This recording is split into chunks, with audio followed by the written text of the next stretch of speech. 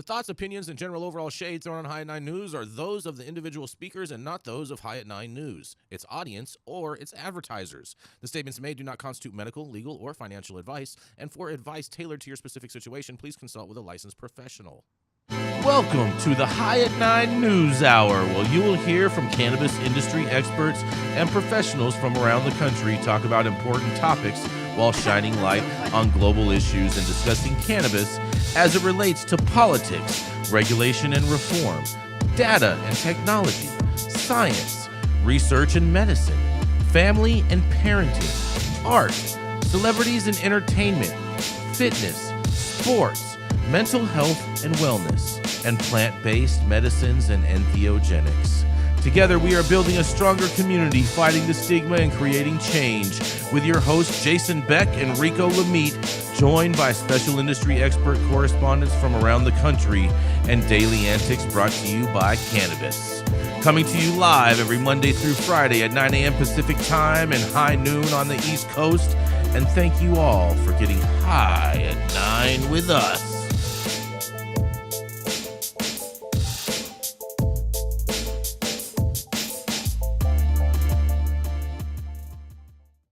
We're right here. What do you mean? Good. Rachelle's Tim Wall's going to bring us to the promised land. We there, Adam? Oh, boy. Oh, yeah. Good morning, guys. That's right. It's Thursday. Whoa. What are you guys talking for? Good morning. It is Thursday, August 15th. And today is National Hazy IPA Day. National... Rewind this. IPA. Rewind that, Adam. Rewind that, please. Cannabis IPA. So hazy. It's also National Leathercraft Day for all you leather crafters out there. Dale, you ever make a wallet while you were in prison with leather? I'm down for the leather. To put all his prison money in? Oh, I was building cell phones, dude. Okay, fair enough. And it's also Dale. It's also National Lemon Meringue Pie Day. And Rico, this is going to be your favorite. This is going to be your favorite right here. It's also National Relaxation Day, you guys. Oh, yes. Oh, yes. Thank you all for joining us and getting high at 9 with us. It's also high noon on the East Coast. And please remember to like, share, and subscribe to us on all social media platforms. You can look up above or down below to see exactly where we live on the internet. And we are live every Monday through Friday on YouTube, Rumble, Twitch, Twitter, Instagram, Facebook, and on our very own website at www.highat9news.com. So thank you to everyone joining us from any one of those platforms. And kicking it off today, that's right, we have the dope dad himself, Mr. Rico Lamitte, the Quasimodo caretaker, the baby daddy specialist, and of course, the dope dad on the street. That's right, it is none other than Rico Lamitte. Oh, yeah. Thank you, Jason. Yes. Jason all spicy and fired up this morning. I like it. Mm-hmm. Much anticipated Whitney Economics annual industry survey numbers were released this week, showing 27.3% of cannabis operators reported overall profitability over the last fiscal year, up nearly 2 percentage points from last year's 24.6. So with things seeming to be moving in the right direction, optimism remains strong among participating operators. But how long will that optimism last? According to Cannabis Business Times' Tony Lang, cannabis industry-focused research firm Whitney Economics announced their preliminary findings from its 2024 Cannabis Industry Business Conditions and Sentiment Survey this week. For those unfamiliar, over the last couple of years, Whitney has emerged as a reliable source of cannabis and hemp industry data and economic research. A breakdown of the survey's results show that in 2024, 27.27% reported profitability, 40.56% of operators said that they were breaking even, and 32.17% said that they were not profitable. All right, so per the article, the survey was conducted in June in order to compile data on the potential impact that cannabis rescheduling would have on small and minority-owned businesses. The initial findings are being compiled for a Minority Cannabis Business Association submission to the White House Office of Management and Budget on impacts that the current scheduling policy has on cannabis operators, particularly those who are minority-owned or small businesses. The survey results indicate that while on average 33.7% of white operators in cannabis are profitable, only 17.5% of their non-white counterparts are profitable. In a press release yesterday, Whitney Economics founder and chief economist Bo Whitney said that the cannabis industry is under economic distress, primarily due to the confluence of heavy federal taxes, lack of access to financial services, and heavy state of federal regulation. Although states have programs dedicated to social equity in cannabis, the fact that most regulators do not track data related to social equity's impact makes it difficult for regulators to know what is working and what is not. Obviously, with only 17% of minority operators being profitable, there is a lot of work to be done in the space, end quote. Furthermore, according to the U.S. Chamber of Commerce, 65.3% of all small businesses in the U.S. are profitable, so the cannabis industry is well below national averages. Initiatives are being proposed federally to change federal scheduling or to provide cannabis operators with greater access to financial services. Heavy taxation is one of the top issues facing cannabis businesses, with some businesses facing an effective tax rate of 52.5%, and the proposed rescheduling of cannabis would result in a lower tax burden and increased cash flows.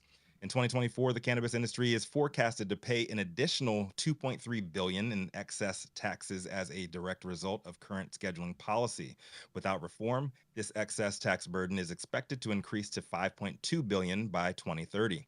So maybe it's just me, but 27% profitability in cannabis versus 65% in general mainstream business seems like a bad bet to take. At this point, the best comparison would be to the restaurant industry, which is slightly less profitable at 20%.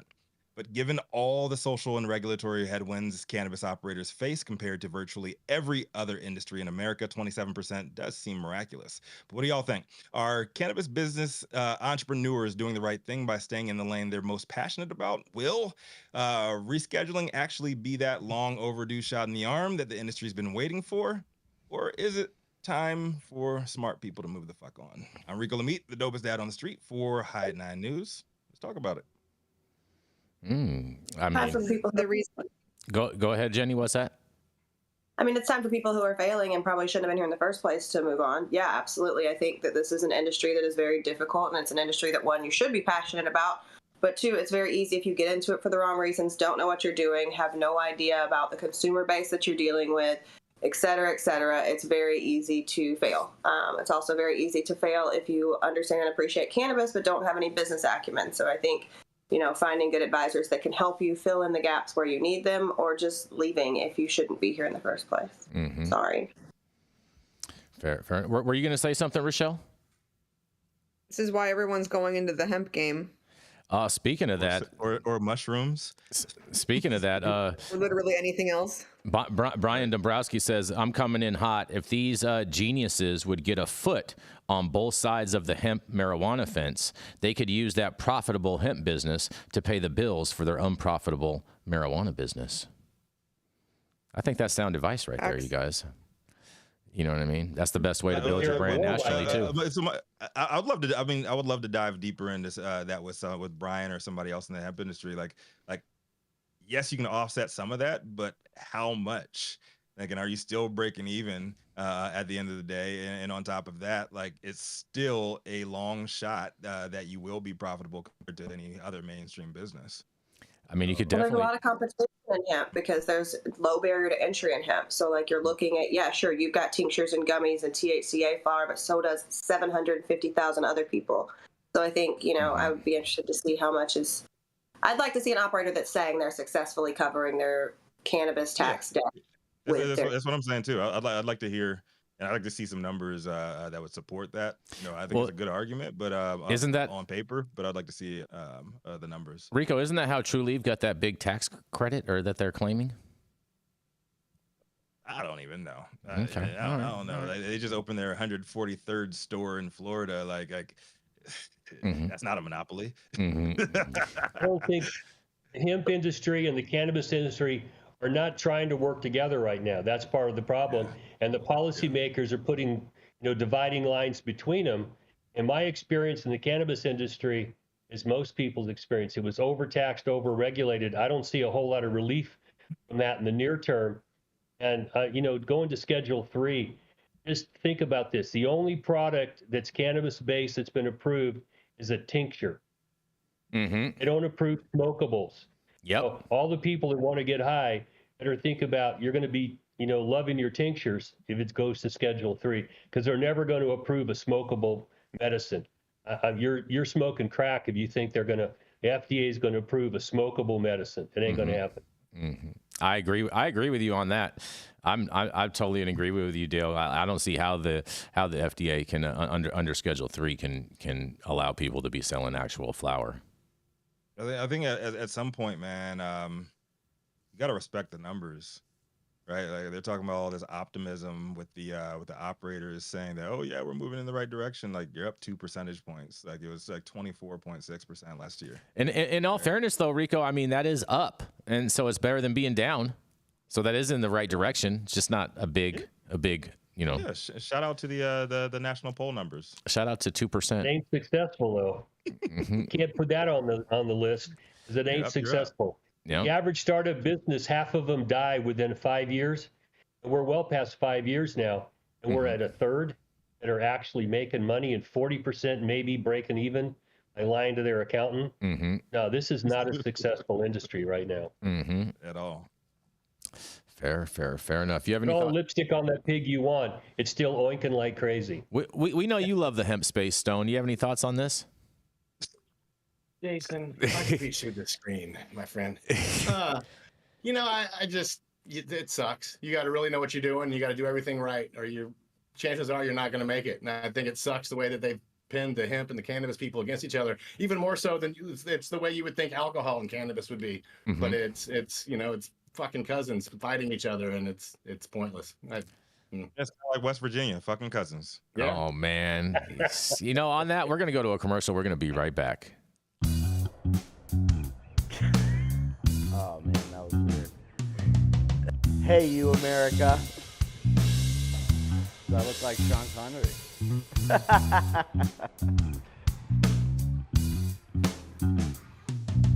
Good morning, America. Saman Razani coming to you live from sunny Los Angeles, California with the one and only highest host, Mr. Jason Beck, smoking on the best weed in the world. Did you know that we have an audio-only version of our podcast? You can find it on Apple, Google, Amazon, iHeartRadio, and Spotify. No excuses in 2024. If you haven't checked us out, check it out now. And also, check out what the Prophet's doing in 2024. Yeah, we are back. Up next, we have the highest Republican in every room that he walks into, High at 9 News head honcho, and the most interesting man in the cannabis game, noted Donald Trump apologist, coming to the stage, Jason Beck. First of all, there's no reason to apologize for Trump, first off. No reason. Yeah, we retract that statement because I know that Trump acolytes do not apologize ever. So just saying. Supporter. There's no need. Jockstrap. Yeah, jockstrap to Whoa, pause with all that. But nonetheless, you guys, I have a story, and this could be triggering for a number of you because this is all too familiar tale. But it just so happens that it's happening in other parts of the country now, you guys. That's right. Because a man says his home was raided for marijuana, and he's being treated as a criminal. That's right. A man is recovering after 24 authorities searched his Greene County property. He says they came searching for illegal marijuana, but he insists the search was unwarranted, you guys. That's right. Chris Thompson says his plants follow Ohio's regulations, but he was still met with a sea of law enforcement surrounding his property.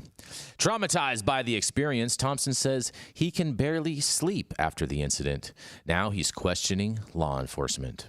In a quote says, "You can't give us a right and then strip it away in less than 6 months. It's just unheard of," said Thompson.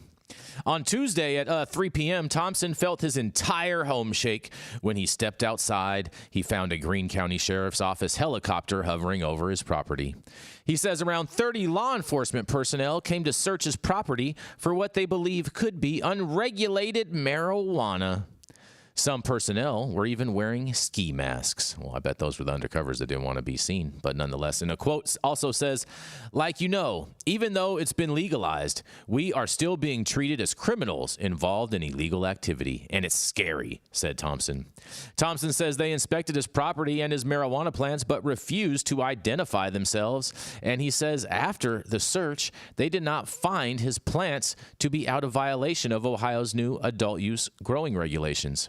They left with no explanation for the overwhelming police presence, and Thompson says he's uneasy about the situation and is demanding more from Ohio. In another quote says, Ohio needs to do better. We need to do better. We can't enforce restrictions on things that have already been deemed legal. Making criminals out of law-abiding citizens is not something that Ohio should do or should condone, said Thompson. And also, 2 News reached out to the Greene County Sheriff's Office for comment, but has not heard back in regards to this story yet. But man, this story is all too familiar, I feel like, in the cannabis space. And now it is happening in Ohio, and I can't wait to hear what you guys have to say about this. It's always been scary. It's always been scary. If you don't think it's scary, then you haven't been here for very long. That's true. I mean, I definitely, most of us understand what it feels like to, hope the police aren't coming all the time and butt pucker a little bit when they get behind you in traffic. Yeah. So, I mean, I think that if this guy's growing medically for his own use, I think shame on Ohio police for invading his privacy, and especially if they didn't identify themselves. I don't know how they got in his house without identifying themselves, because I'm not just like, hey, random Jehovah's Witness, come on in and look at the weed. But, I don't know. Interesting. Sounds like the Jump Out Boys. Yeah, especially if they were wearing ski masks, you know what I mean? And I'm willing to bet that it was actually 100% real law enforcement, not just because of the helicopter, but because they didn't take anything. If they were rippers posing as cops, they would have ripped his whole stash and would have been out of there. Probably ransacked his house too. America. What's that? Yeah, but how many This is plants JD was he Vance's growing? America right here, man. Tell you what. Stop the cap. Go ahead, Dale. How many plants was he growing? Did it say? It didn't say, but it said that he was within compliance. And so I think if I'm correct in my memory, that Ohio allows for the cultivation of 6 plants. And so Oh, for God's sake. That's my thought That kind too, of Dale. money being spent for 6 plants? That whole helicopter for that, exactly. You think this guy had like a 100-acre farm over there?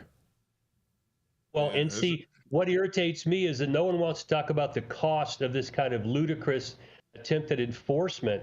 A chopper, a whole bunch of guys there with their vehicles, their guns, all that shit for 6 fucking plants. Especially with the prices of gas nowadays, Dale. Well, but we're talking thousands and thousands of dollars for these types of enforcement actions. And we don't get to see the police budgets that are wasted on stuff like this.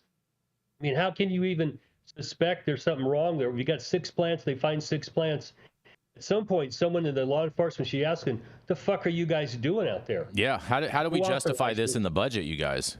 Because if there was no bust, there was no arrest, they have no recourse to justify all of that expenditure. Those budgets need to be checked, and they need to not call it defund the police, because that gets people all pissed off. But basically, that's what that thing was all about. And budgets are being spent like this, being wasted. Our tax dollars being wasted on stupid shit like 6 plants in Ohio. I cannot wait for the shoe to be on the other foot, and these Republicans start saying defund the police pretty soon, man. They're not going to say that.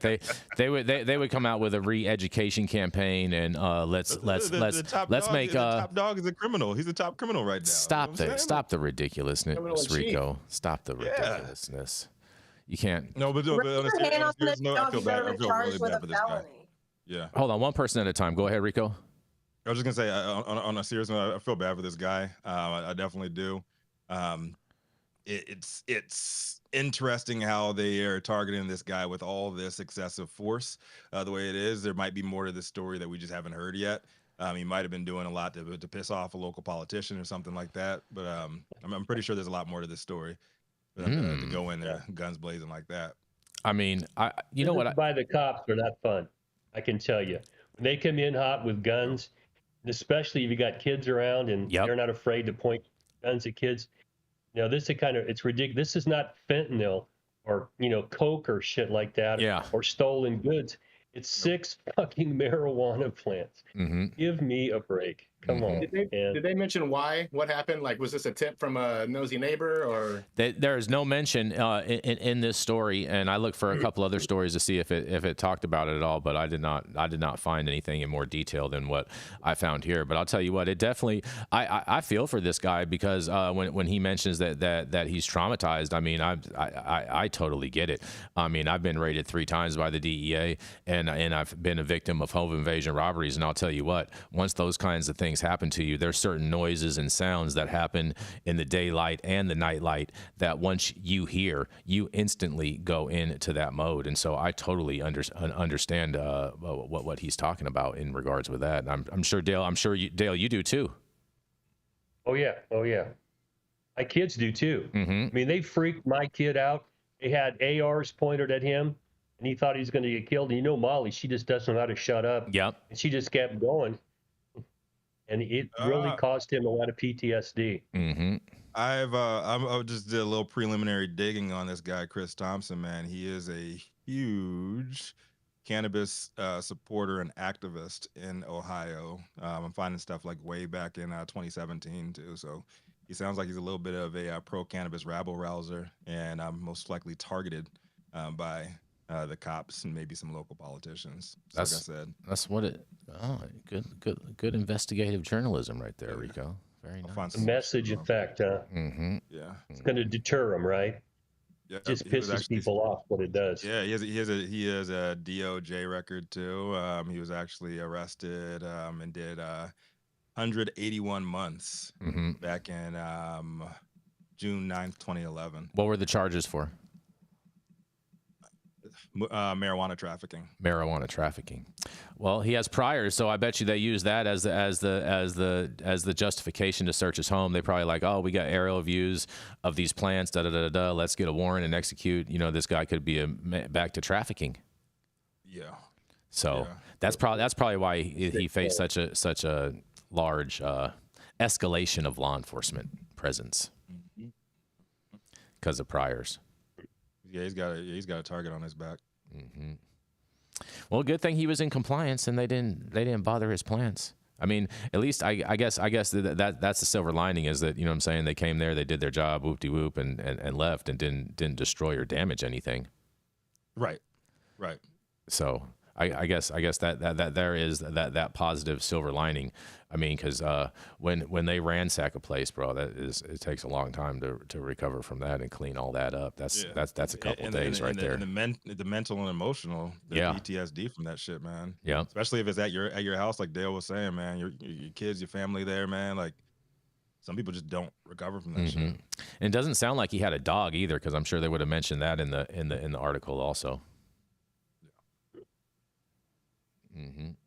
Fair enough. All right, dating, man. Yeah. Well, we're going to keep this train rolling. We're going to roll right into attorney Mr. Dale Schafer. He's the founder of Armada Law Practice, and at one point in time did some time for a cannabis crime. And he's here to defy gravity, sitting in his lazy boy. That's right, and show you how to piss up a rope. That's right, is none other than Mr. Dale Schafer. Right. Prostate still working. Yeah. Good morning, everybody. My story this morning comes out of Law 360, and the headline is that Federal Circuit says Florida judge misread precedent in an Elf Bar Row. Now, this involves what's called the unlawful use doctrine, or trademarks, and it happens to fall in the tobacco category, but it's one of the issues that we face in the cannabis industry. Is you can't go to the U.S. Patent and Trade Office and get a trademark for a cannabis product, because the cannabis is illegal and it's an unlawful use, so you can't protect that copyright. And make sure I get these parties right here. We've got a company called VPR Brands that sued Shenzhen Weiboli Technology and a bunch of others, and I'm going to say they're Chinese. I don't mean to be racist here, but it sounds to me like this is a Chinese company. That's a Chinese company. And that's not racist, Dale. Yeah. And so the plaintiff here said, we've got the trademark on the word elf. and this Weeboli group was selling what they call elf bars. Oh, and we don't get a picture of all the cease and desist letters and things that went into the preliminaries here, but they filed a complaint in federal court, and they ran in to get an injunction to stop Weeboli from doing this. And the judge did not accept the unlawful use doctrine, okay? And which is kind of surprising, because in the cannabis space, you can't protect a trademark because it's an illegal product, and they do allow you to stop somebody from using products because they can't protect them in the cannabis space here. It's an unlawful use. Now, what I really found interesting, and I want to read the quote from you here. The court said, this is the district court. The trial court issued an injunction preventing Weeboli from selling Elf Bar anymore, and they appealed. Okay, so what the appellate court says, we conclude the district court committed legal error by misinterpreting 11th Circuit's guidance and unreasonably rejecting Weeboli's unlawful use defense without adequate legal or factual analysis. Now, in a legal sense, when that happens to a judge, the appellate courts tell him, you done fucked up. We're going to put this in nice language, but you don't know what the hell you were doing. You misread the law, and you didn't do an adequate factual analysis. As I looked into this, it turns out that this is the infamous Judge Aileen Cannon, the one who's overseeing Trump's Mar-a-Lago documents case that dismissed the indictment, claiming that the special prosecutor is illegal. Oh, this got my attention because this is a verbal spanking, and she needs it, because the unlawful use doctrine is a viable doctrine, and the factual analysis is where they kind of spanked her too, because she admitted they brought in experts in trial to say that this company, DPR, whatever their name is, did not apply to the FDA for permission to market a tobacco product. So that was an unlawful use of a copyright, okay? And it's pretty straightforward black letter law. And if what you're doing is illegal and you run in to get an injunction to stop somebody from violating your illegal use of a copyright, you should be told, there's the door, pack up your dolls and get the fuck out, okay? That didn't happen here. And when you read this appellate decision, it seems like that's what they're telling Judge Cannon. Okay, take the cotton out of your ears, read the case, listen to the factual analysis, and preliminary injunctions are just not appropriate when there's an unlawful use of a copyright. Oh, this has some interesting political ramifications to it. That's why I brought it in. I try not to bring too much political shit into here because, you know, it can turn into a food fight.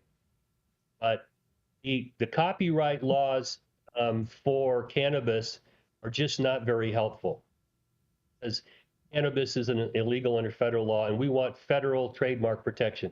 What my clients do, we work with some IP attorneys, and we get hats and shirts and, you know, give away merch and stuff like that, and we will get a trademark for that, and we're waiting until they allow cannabis products to be trademarked. So you're first in, and you've got first run at getting your trademarks. But at this point, we don't get it because the unlawful use doctrine is alive and well. I'm going to throw this back at you all to hear what you have to say, not just about unlawful use, but whether Judge Cannon actually understands what she's doing here. I don't think so. Back at you guys. What do you think? I mean, Dale, they said that they own the patent for the word elf. Well, they trademarked it. It was a trademark. So what? They applied for it. So what is elf on a shelf supposed to do now, Dale? Well, okay, I don't know, because if you have elf as a trademark and you get permission from the FDA and they approve your marketing plan to go out and market your tobacco product, it's not an unlawful use. But they didn't do that. They just went out and started selling elf. And I don't have all the particulars of what they were selling. But elf is also being used by this other company, Weeboli, and they actually have permission. Elf Bar has permission to be marketed as a tobacco product. So when I looked at this, it's like I wonder why this judge did this. Mm-hmm. I really question why should this is a Chinese company. I hate to think that there was anything to do with Chinese overtones or anything like that. But this was clearly a swing and a miss, and she got spanked a little bit, so it's coming back to her. Let's try it again, Aileen. Mm-hmm. Evaluate the law, read the case, read the fucking case, Mm-hmm. understand what it says, and then take the facts that you admitted were brought into evidence and apply them, and then see if you are going to issue an injunction. I don't think she's going to do it, but we'll see. Time will tell. I mean, Elf is like, Rico and I know, Elf is like one of the largest vape, like single-use vape manufacturers that's around, right? They're everywhere. And for a long time, they pretty much had a monopoly like on the industry. And they did a pretty good job with the product. They did a great job with the marketing. They didn't have to do quite that much marketing because everybody you see from, 19-year-olds in college to freaking 40-year-old moms has an Elf bar in their hand. So I think it should be interesting. I think maybe it's less of like Chinese initiative and more of just, he who has most money wins. So we'll see. Well, and what they comment upon is that when it goes back for the preliminary injunction, if the judge, depending on what the judge does, somebody's going to have leverage to settle. I think they want to resolve this thing. But the decision that Judge Cannon made was so out of left field that they had to appeal it. Mm-hmm. Now it comes back, and most of these cases get resolved. And I'm just going to be curious to see how Judge Cannon actually handles being spanked by the appellate courts. And I would guess, Dale, that Keebler is marked safe in this trial because they have elves, not just one elf, right? Well, what about they're not selling the same movie? product. Yeah, what about the movie studios that put out that Will Ferrell movie Elf? Oh yeah, good point. I think that probably predated the vapes. Yeah, I don't know. This is confusion. This is a confusion case that you're going to confuse your product for mine, and we have the superior trademark. And the appellate court said, "Oh no, you don't. It's an unlawful use. You don't have one. Go back and redo this." But if you're going to use Elf for, Elf cookie or something like that, I don't think you have the same problems you have when you're in the same space using the same name. That created the problem here. Dale, couldn't they just do like elf ... and say that it's like short for elephant? Well, you can try, but if it's going to tend to confuse the consuming public, then you're going to lose. Jason, spell elephant for me real quick. ELEPHANT. There we go. I know how to spell. Mississippi, yes. Yeah, I know how to spell. I'm a professional speller. I want spelling bees, girl. Better recognize. Rachelle, you have any thoughts on this? Have you ever built an elf Lego set? Well, if you count the Christmas holiday Lego sets with like the elves workshop, then yes, I have. Oh, look at that. Look at that. Even Lego's getting into this. Even Lego's violating this thing. I can't just sit back and like support elves no more, man. I never really thought about it. And from that scope, it sounds like they're slaves, man. Nobody's ever talked about them getting. Of course, you would go there. Any kind of workers' rights, no compensation, no nothing. They seem very happy. You should. They're jolly. Oh yeah, slaves seem pretty happy too to the rest of America back in the 1800s. Oh jeez, we're not. Until we heard otherwise, right? Go. So just saying. Here we go. We're gonna go to a commercial. For the elves, man. We're gonna go to a commercial. We're gonna be right back. I just ordered the summertime strawberry salad when added steak on top here at Anna's. Make sure you do the same thing too next time you're in downtown Long Beach. Come on down and check out Anna's joint on the 400 block of Pine Street. They have amazing selection of beers, foods, and when you come down here to Anna's, you can even challenge me to a game of shuffleboard if you want to lose.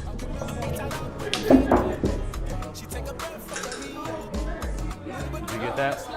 So, next time you're in downtown Long Beach on Pine Avenue, make sure you stop by Anna's Joint on the 400 block. Not only do they have Anna's Joint, this restaurant and bar, but they also have the amazing deli next door, and then next door to that they have a very exotic flower shop. You may want to stop by and say hi.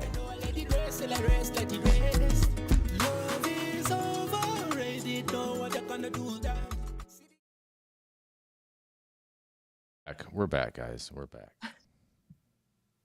We got the boot out just in time, Jason. Mm-hmm. There you go. Stop what you're doing, Jason. Mm-hmm. I'm waiting on you, Rico. Oh, that's right. Stop what you're doing. Make sure that you hit that like button. I know we'll appreciate it. You'll appreciate it. And YouTube will appreciate it. Also, make sure you subscribe to the channel if you've not subscribed already. And all of the articles that we cover on today's show will be up on our website just following the show today. The control tower from Highly Educated has perfected the dab. Utilizing the concept of thin film evaporation, you can waste none of it and taste all of it. The micro texture of the SE pillar increases nucleation at elevated temperatures. And with the tower propelling at 2,600 RPMs, it's certainly the most efficient dab experience to date. The control tower from Highly Educated. I mean, there's a lot, but we can talk about that. I still got a shirt that says "Nah, Rosa Parks." Yeah. Are we back on? Yeah, we're back. Rico, we're waiting on you. I was about to say My some bad. wild shit. Mhm. I'm sure you were. Instead of taking the easy route, this Purple State native rose to the ranks, and he is no longer rising to the rooftops and doing Delta 8 dabs. He's all about hitting the high road and taking Jason Beck down with him. Coming to the stage next is none other than the dope dad himself, Mr. Stone Slade. Thank you, Rico. Today, we're going to go back up to Jersey City. Jason just reported a little on this, I believe, on Tuesday. Yes. And it's a lot like watching a movie sequel that didn't need to be made. Jersey City is back in the news, still fighting to fire police officers for using cannabis. I first reported on the saga last October, and just as, like I said, this past Tuesday, Jason covered the story when the Civil Service Commission agreed to hear the case of Officer Mackenzie Riley. But here we are almost a year later, and it seems like Jersey City just can't let this one go. Officer Mackenzie Riley was fired last August after testing positive for cannabis during a random drug test. And now you think that would be okay, it'd be legal in the city, in the state where it's legal, and it wouldn't be an issue. But Jersey City seems determined to ignore the state's attorney general, who's made it very clear that police officers can't be disciplined for using cannabis while off duty. The Civil Service Commission, which appears to be the voice of reason in all of this, has now ruled that Riley should be reinstated with back pay and benefits. They've also warned Jersey City that they will face a $200 a day fine if they don't rehire two other officers who were fired under similar circumstances. Now, this isn't the first time the commission's had to step in. They've already ordered the city to rehire 3 of the 5 officers that they fired, but Jersey City keeps doubling down. It's like watching someone who's stuck in a revolving door and goes round and around without getting anywhere. Riley's case has a unique twist, though. When he was drug tested, he did not disclose that he was using cannabis for medical purposes. The city tried to use this against him, claiming it was misconduct and insubordination. But let's be honest, Riley didn't even have a medical cannabis card at the time. He bought the cannabis for adult use, which is completely legal in New Jersey law. Administrative law judge Matthew Miller, who recommended Riley's reinstatement, summed it up perfectly by saying, in New Jersey, that ship has sailed. And that's really the point, isn't it? Cannabis is legal. The state made it clear that officers shouldn't be penalized for using it off duty. Yet Jersey City continues to fight this battle that's already been lost. During the commission's meeting, there was even a debate about whether Riley should be suspended for not disclosing his cannabis consumption. Commissioner Daniel W. O'Mullen voted against reinstating him, suggesting a 3-month suspension instead. But this feels like a last-ditch effort to cling to a past that no longer fits the present. At this stage, it's not hard to shake your head at the whole situation. These prohibitionists need to move on, start focusing on real issues. The laws have changed, the state's stance is clear, and Jersey City is stuck. The story is more than just the legal battle. It's about adapting to the times. Cannabis is legal. It's time to treat it as such. People should be able to consume without the fear of losing their jobs, especially when they're off duty and following the law. It's time for Jersey City to stop fighting a lost cause and embrace the new reality. Americans should be able to consume cannabis without the fear of repercussions. As for Riley and the other officers in this mess, they deserve to be back on the force protecting the community.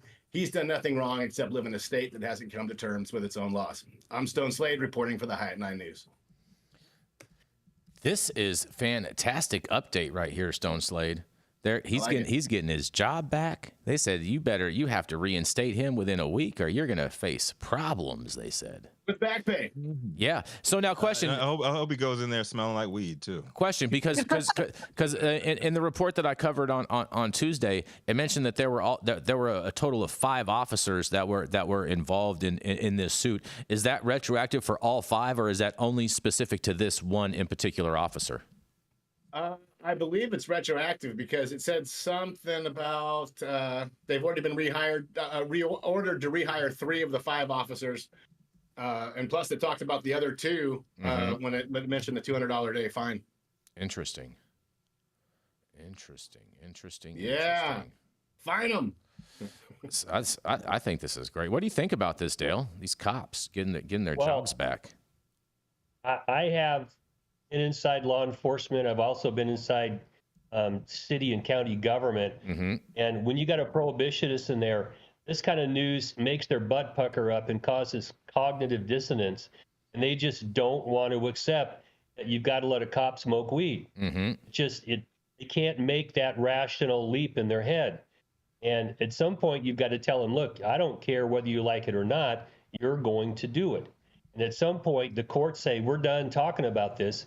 It's final. And we still have that little problem in there about guns. And I don't think that the state has really a lot of authority to enforce the gun issue. That would be a federal issue. But, come on. Right now, people are allowed to smoke weed. The average cop doesn't give a shit. They're being told to find other things to do. And the policymakers telling them to keep doing this are meeting resistance from the beat cops, because the beat cops are dealing with crazy motherfuckers out there, lying, cheating, stealing, beating each other up. And you want me to bust somebody for smoking weed? And I can do it myself. I mean, come on, let's move to a new place where law enforcement is actually trying to help us rather than screw with us and show up with guns for your 6-plant garden and stuff like that. I mean, Dale, do you think you bring up the 2A issue, and like Rico has stated in the past that New Jersey has law enforcement officers purchase their own guns. So I wonder if them being forced to hire them back is also a silent victory for 2A activists everywhere. Also, wouldn't you say? Well, I would, but this is a state court, so we've got different issues. If it's in federal court. And not, I think they tried to forum shop here, and I think they abstained from taking this case, if I'm remembering. But state court decisions aren't precedent for federal law, usually. And that needs to be fixed because there's an exception to the Controlled Substances Act for official government actions. That's how Ed Rosenthal managed to get such a light sentence, and they stopped screwing with so many activists in the Bay Area because they had authorized them. The city of Oakland gave them an authorization to grow weed, and Ed was their authorized grower, and so it really threw a wrench into their works because there's an exception to that, and they didn't think anybody should have an exception. This is another one. They should pound this as much as they can. Cops have enough trouble not being encouraged to drink like a damn fish to deal with their problems. Smoking weed's a whole lot better for them. They're less angry, less violent. Okay? And they shouldn't be punished for this. That's where I think this ought to be going, and going as fast and with as many behind it as we can do. You have any thoughts on this, Rachelle? I mean, honestly, I want to see more of this. I want to see more people getting their jobs back and being proven right. They're allowed to smoke their medicine. So I'm excited. Nice. It's like the few instances that I am pro cop. I hope they win on this one. How is that going to work though? I didn't know that as a Jersey police officer you have to buy your own weapon. So if one of these guys who now has a medical marijuana card goes in there and buys the weapon, doesn't he have to check the box that disqualifies you from buying said weapon? I don't think he has to. Because at the same time he has the right to not incriminate himself. Slippery slope. I don't think so. It is a slippery slope, Stone, because that's what Hunter Biden. It's pretty cut and dry to me. White. Oh boy. There goes that bait again, Rico. Hitting the slopes, smoking the dope. You guys, I love this story. We could go on for days on this, but we're going to keep this train rolling. We are going to roll into our final commercial, and we're going to be right back. Let's do it. I'm Jason Beck, and this is Smoky Vanilla. And if you want to feel as good as I look, then you need to get a stretch and smoke with Smoky Vanilla. Hi, I'm Smoky Vanilla. I have my bachelor's degree in kinesiology, and I'm a sports massage therapist and stretch coach. I focus mostly on individuals that are in sport with chronic pain or injury. I love to intuitively create and customize a session based on the individual that I'm working with. We'll go over a few postural assessments, work together to create a wellness journey based on the health history, past injuries, or anything still affecting you today. And we'll get you back on your feet right away with less pain.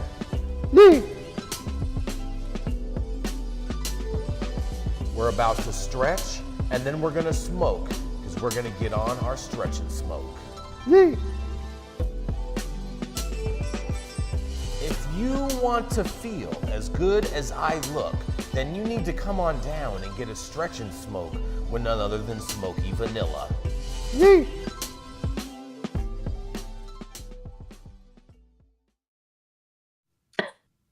I thought you'd appreciate that, Rico. Oh man, that's great, you guys. Jason, you got Rachelle? You want me to get Rachelle? If you want to get her, you can get her, or I'm ready. You tell me. If you're gonna delay, then I'll just roll into it. Oh boy. Go into it. So, Fighting over Cannabis you, Rachelle. psychedelics reporter, editor at Green State, and probably the most accomplished Lego champion of the world. And I was surprised this morning, Rachelle. I was actually looking for some stuff for your intro, and there's a lot of Lego news out there. What the fuck, man? So coming to the stage is Rachelle Gordon. Big shout out to Nightmare Before Christmas. Oh boy, yeah. Yes. Wait, we are excited about yeah, Rachelle.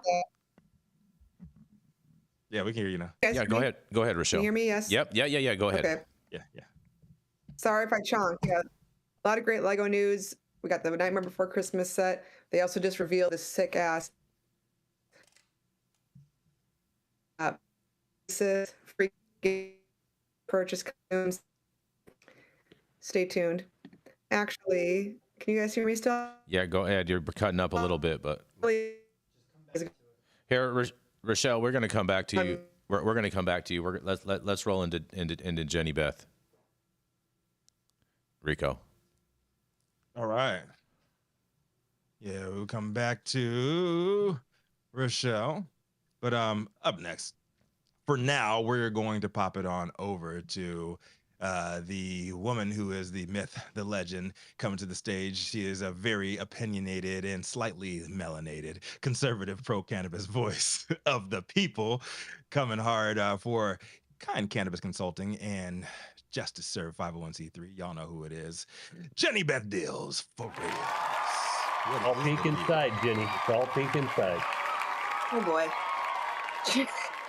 Rico, wow. Thanks for that, bud. I appreciate it. All love. You know, I got I that. know. I tried to lay out at Babes at the Bay. I did my best, just get as melanated as I can. But okay, so let's go back to Ohio, a place that I don't want to go lay out. But marijuana convictions eligible for expungement following Ohio's legalization. With Ohio's recent legalization of recreational marijuana, individuals with certain past convictions can now seek expungement. This change follows the approval of a law in April 2023, which allows for the expungement of some marijuana-related convictions. As of November 2023, Ohio voters legalized the possession of up to 2.5 ounces of marijuana from licensed dispensaries. This law officially took effect in December 2023 with full implementation by August 2024.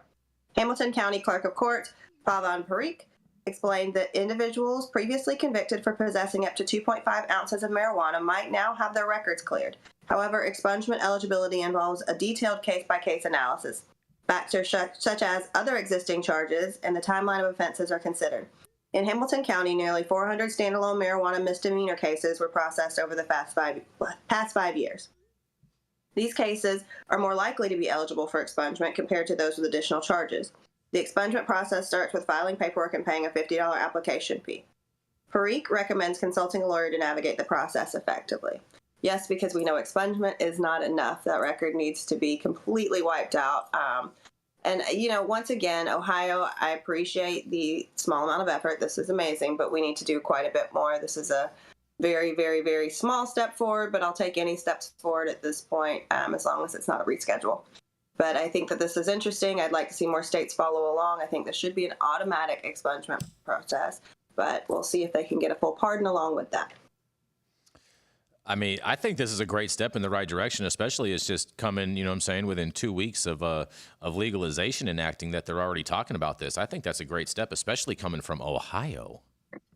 I think they should be talking about it when they're discussing what the bill is to legalize. This should be built into their legal framework when they are deciding that, hey, we the state and we the government want to profit off this industry that we the state and government have profited off of putting your butts in jail for forever. Mm-hmm. Then they need to be able to address these things before they start business, before they start collecting those taxes. This shouldn't be an afterthought. This should be at the forefront of their minds, because any rational person should say, hey, we're going to change this law. Oh, crap. We put a bunch of people in jail for it. Well, if history is going to repeat itself here, it's going to be a problem, because inside law enforcement, they typically settle cases and they'll take maybe a marijuana case, drop a bunch of others. And so when you want to drop, expunge the marijuana, they're going, oh, well, they did a bunch of other things. Okay. Well, I'm in favor of having a state form you can file for free. And it puts the onus onto the cops. You got X number of days to expunge this, or you're going to have to come forward with evidence to show why it shouldn't be expunged. And then that's got burdens to establish and not take away someone's criminal record. Because that's a problem we faced, is that they drag their feet, they make it expensive. You got to bring lawyers in. Lawyers, some of them will do this stuff for free. Others are looking to make money off it. And it just continues to exploit people who've been thrown in prison for bullshit reasons and continue to have problems in employment and housing and all the things that go along with having a criminal record. We need to spend a little more time in cleaning that up, along with, making weed legal. Jenny Beth, they actually did have that like written originally. And if you remember, the Republicans threw everything out. And what they had left over when they finally did push everything through. This is not a knock on the Republicans overall, I promise. But that's actually what happened. And when they actually finally did push everything through at the last minute, like what we got is what Ohio has right now. Mm-hmm. So it was written into absolutely everything prior to. But when the Republicans that took office last election, they tried to kill cannabis altogether. And they ended up having a fit when after losing to Michigan, and they said that they're going to lose. They lost to Michigan on the football field. It's a true story. We covered this. Mm-hmm. And they actually brought that up, and they're like, we can't lose to them in cannabis business too. So, well, shame on the Republicans in Ohio then. Yeah. Mm-hmm. Interesting. Yeah, I'm saying you and Jason need to do a road show and go and influence your Republican brothers and sisters across America and get them off of this this culture war shit and toward like actually getting people some medicine and doing some common sense shit. I'm happy. I'm happy to do that, Rico. We just need a sponsor to fund it.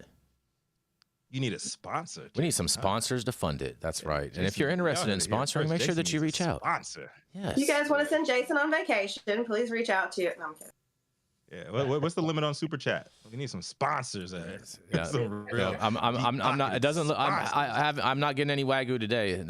We haven't seen anything yet, but nonetheless, you know what I mean. I really like this story. Yeah.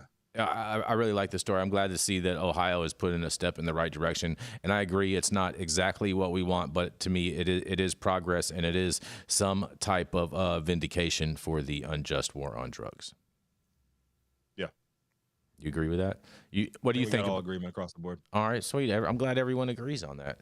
Rachelle, I guess her Wi-Fi is messed up, and so we apologize for that, you guys. But I have her story, and so we're gonna end this on a happy note, you guys. That's right, because this Midwestern state could be the next to legalize weed, you guys. That's right. The number of states opting to legalize, and this was written by Rachelle, by the way. This is her article. The number of states opting to legalize cannabis continues to grow as federal officials debate nationwide reform, and many industry insiders are closely watching a legalization ballot initiative in Florida. But one Midwestern state is preparing for an election day fight of its own. That's right, North Dakota. Marijuana supporters have secured a spot on the November ballot after officials certified that their legalization campaign collected enough valid signatures. Representatives from New Economic Frontier, the group behind the measure, submitted 22,384 signatures to the North Dakota Secretary of State's office. Of these, 18,964 were accepted, more than enough to meet the required threshold of 15,582 signatures.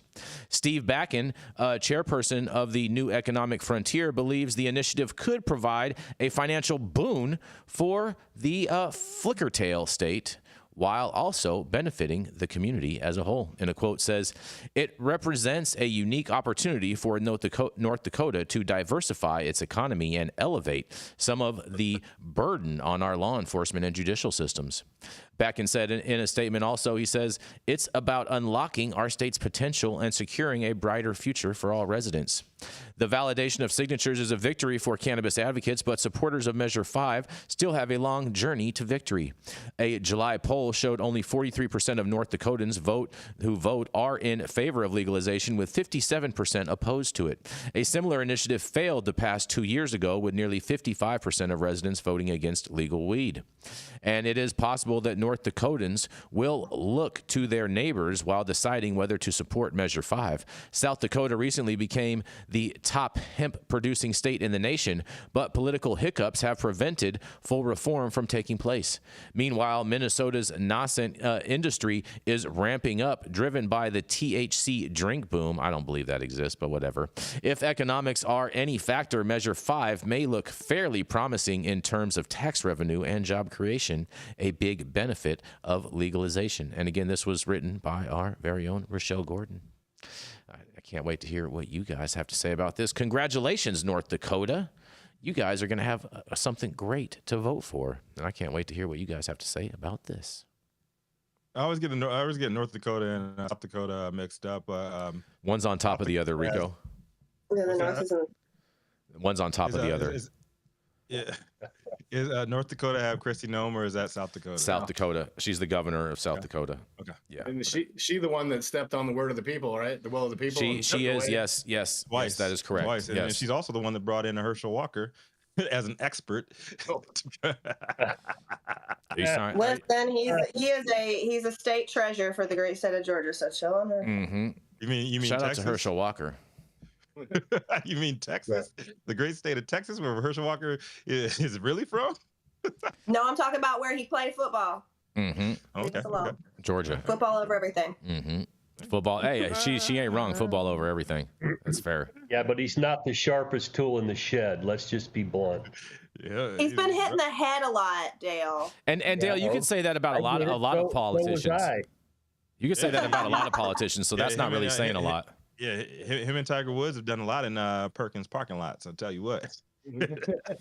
Whoa. Now. Whoa, you guys. Just saying. Facts are out there. The facts are out there. Just saying. Oh, but he is a meteorologist. You know, that bad air kind of flows and goes to other places. You know, that's how the meteorology works, right? Well, Makes rain. Rachelle did send me a text and did want to talk to the North Dakotans and say that she is a little bit mad at North Dakotans for not running this sooner. LOL, Midwest rules, she says. Oh. Mm-hmm. Yeah. Fair enough. Midwest likes to move on their own timeline and just wait and see. Mm-hmm. I think it's which is fair. Fair enough. I think this is great. The beauty of the initiative process is that the voter, it's the only democratic process that exists today, where the voters actually get to vote directly for something. It's been around for a while. And sometimes you just got to tell the legislature, you guys, we don't care anymore what you think because you're screwing this up. We want the vote. Let's see if they can bring forth a vote and force the legislature to do some things about this. Mm-hmm. Yeah, no, this is a big win, you guys. Big win. Yeah, man. Shout out to North Dakota, man. All 15 people and 2 electoral college votes, all of them. Oh God. Well, you know what? We don't give them something to do out there. Good Lord. Yeah. You guys. It's a beautiful state. It's a beautiful state, and good luck to them. And I have nothing but love. I do want to just read this one last headline. I know we are a 6-story show. Yesterday we got to 5 shows, or to 5 stories, and had to end the stream a little early. So we do apologize to everyone for that. But nonetheless, I do want to read this headline because I think it is good news, and it is a follow-up story from a story that we covered this week. Because Maine regulators reject the utility proposal to report suspected marijuana grow operations to police. So another big win. Another big win, in my opinion, that the fact that we are not seeing this overreach of government in Maine in regards with them taxing on the and trying to get all the information from the utilities companies. I have to pay a private company and they're turning around and telling on me. I'm pissed. Yeah, if you only knew. Fair enough. Oh, I do. They collect everything you say. I blowing up a transformer on accident. My bad. Trans. Look at that, Rico. We're ending on time today, you guys. I like that, man. I like that. Look at that. Hey, can we get a round of applause for having a show like on time? Look at that. It means I can actually make quota today, right? You're so silly. You'll eat some Oreos in your free time. Yes, indeed. But talking about my Oreos, man. Got them good mega stuffs coming out here. Thank you all for joining us for another episode of High 9 News. You can catch us live weekdays, 9 a.m. Pacific, high noon on the East Coast. Big shout out to our super fans showing love, getting their comments posted live on the big screen. And also our live audience and online supporters catching us across all media platforms, tuning in to each day to the headlines of chaos, also known as the developing cannabis industry. Our vetted correspondent team tuning in from all over. Sorry we had to cut short on Rachelle today. She had a little technical difficulties, but bringing us much needed variety of perspective and your respected opinions to the table. Our production team, Cloud Media Partners, all these sponsors keeping our lights on and AV struggles to a minimum, and always Cannabis Sativa L, the reason why we show up to read these stories every single day. And shout out to hemp too. How about that, man? I was talking about Cannabis Sativa L. Shout out to the hemp industry. We need to have some unity right now. The country is under attack from these haters and mongers trying to put us against each other. It's all one plan. But hope it was enough today for you to put in your pipe at least until tomorrow. My name is Rico Lamitte, the dopest dad on the street for High 9 News. And today we're going to pop this thing on out to Mr. Stone Slade. Like I said, he's looking like Billy Bob Thornton's stunt double in lovemaking movies with Angelina Jolie. Got to tell you, brother, look good, man. Look good. Are you holding down there? Man, you can keep the Billy Bob. No, I'm just kidding. I got nothing big to say. Just I'm glad to be back. I was gone for a couple there. Had COVID, actually. It sucked. So anyway. We're glad you're feeling better, Stone. Oh, man. Glad you're back on your feet. Jason said you're lying. Hey, don't sweat the petty things. Oh, wait. Don't sweat the petty things? I don't know what I was going to say. Don't pet the sweaty things?